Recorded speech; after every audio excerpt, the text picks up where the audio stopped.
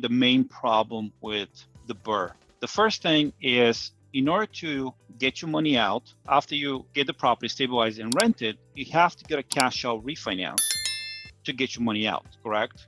Correct, yep. Yeah.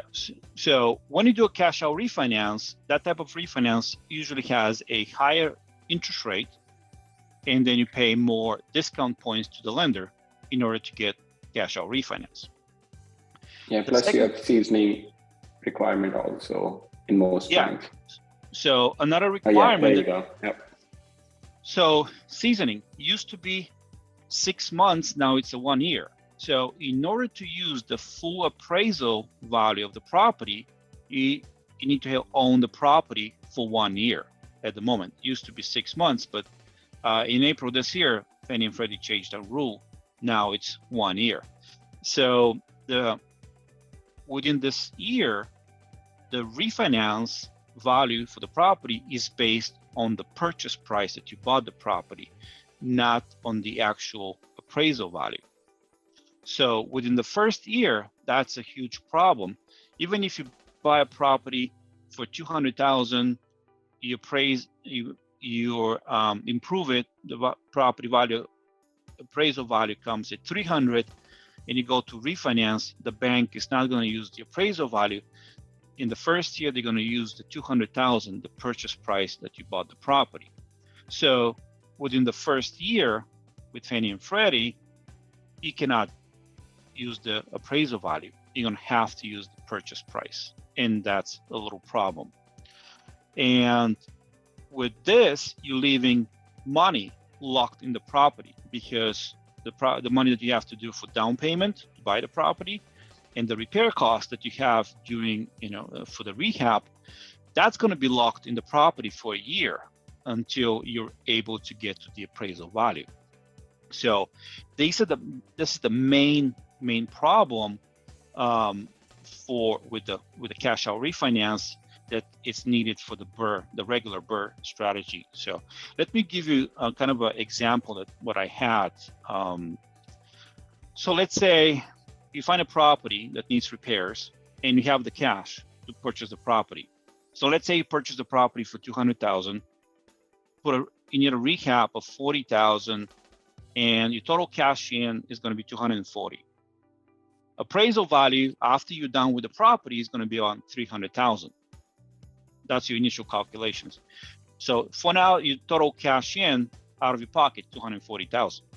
So once you're done and probably rehab for a month and then rent it, and 2 months later, you want to go to the bank to refinance, the bank can give you up to 80% of the purchase price, because we don't have the seasoning of 12 months. So even though the appraisal comes at $300,000, they will take the purchase price of $200,000 as the value that they can base the refinance on. So from $200,000, they can give you only 80%, and that's. So do you still have to get an appraisal done within the 12 months? Yes, every time you do a refinance, the bank is going to ask you to do an appraisal, regardless.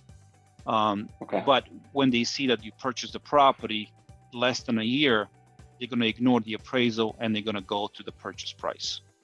And if you go that route, unless in a very, very unlikely situation, the appraisal comes in below the purchase, then they will take the appraisal. Right? Then you're in a big trouble. They should be. Then you should not be an investor. Maybe you should need some training somewhere. So, but if you do it this way, you did a great deal. You bought a great property, but you locked $80,000 cash into this deal, and for a year you cannot touch this money. So the money stays in the deal. So let's say you find a property that it's already with a tenant, you just buy it, you don't have to repair it. Let's do the same scenario. $200,000, no rehab, total cash in, $200,000, appraisal is $300,000, really good deal, you can't miss it. You put cash, $200,000, and then you go to refinance, and you say to the bank, hey, this property is worth $300,000, I'd like to get my money out. The bank says, yeah, but you didn't you don't have 1 year seasoning, we don't care about the appraisal value. We have to consider the purchase price as the value. So they say within the first year, we can only refinance 160,000 out of the 200,000 you pay for the property. So in this case, you're still leaving 40,000 in the property, locked in the deal. So let's say you don't have the cash and you work with private money lenders. Let's run that scenario to see how that looks like. So property that needs repairs with private money loan, purchase 200,000, you have the down payment that the hard money lender requires 40,000. Then you take a loan for 160, the rehab is 40,000. You're gonna get the appraisal after repair value and appraisal at 300K. Your total cash in for down payment and rehab is $80,000.